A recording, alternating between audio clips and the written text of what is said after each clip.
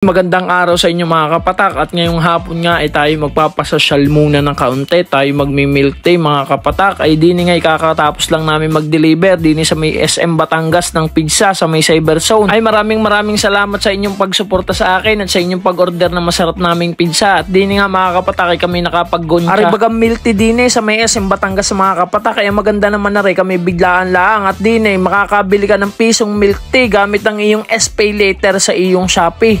Kapatak ay kung may Shopee ay iyong gamitin ng voucher, at sayang at yun daw ay buwan nagre-refresh ay di ni mga kapatak ay ako nagbabayad na sana, kaso hindi pala activated ang aking SPay.